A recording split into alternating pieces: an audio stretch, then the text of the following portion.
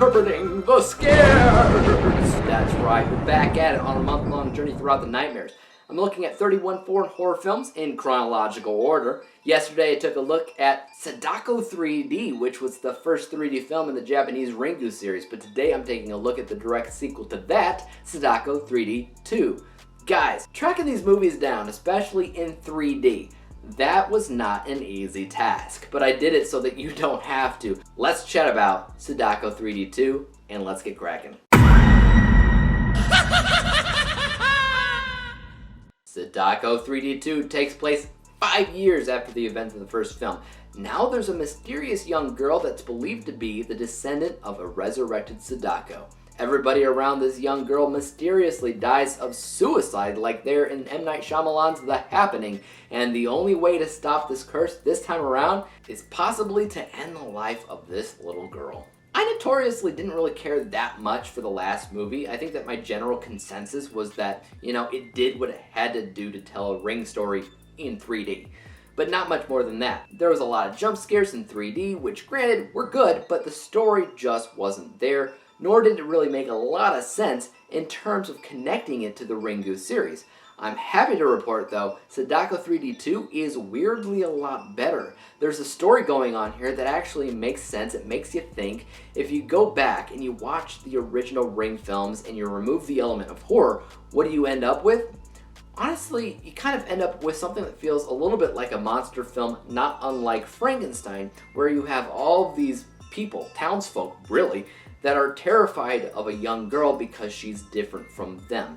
And through their prejudice and intolerance, they create kind of a self-fulfilled prophecy when you think about it, and it's because of that very human intolerance that the tape was born, that the curse was born, and this Sadako girl really became the Sadako they feared she was, in total irony, which in a way is sadder and sadder the more you think about it. In Sadako 3D 2, it almost feels like a prequel where history is about to repeat itself. You as the audience member feel like the townspeople of the past Ring films, and you're scared of this little girl because she's different and she's terrifying. And to be fair, she's walking around with a creepy look on her face, but the more the film plays out, the more it makes you think, what is going on here? Why am I so scared of this girl? Should I be, or is the original Sadako playing games elsewhere making me afraid of this girl when in all actuality, this little girl, like Sadako used to be, is just different. She's misunderstood, she's scared, and I think that lines up really nicely specifically with where the Ring series originated.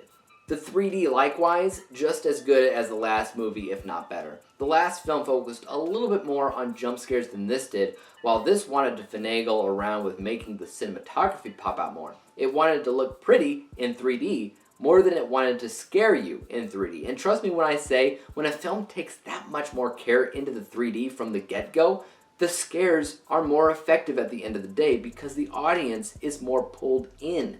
That being said, it has the same issue as before. It doesn't really feel like The Ring. Yes, the ideology is there tenfold, but the reasons that I watched the Ring films in the first place, that was gone. I love watching The Ring for that cursed tape, the weird imagery, Sadako climbing out of a TV.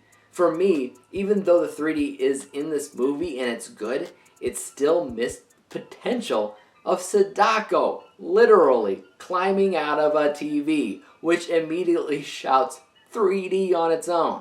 That's why I thought 3D would work so well for this franchise, and I still believe that. But out of all the different films in the series, I think that there are 12 if you combine both Japan and US, maybe 13. I think there's a random Russian version out there too.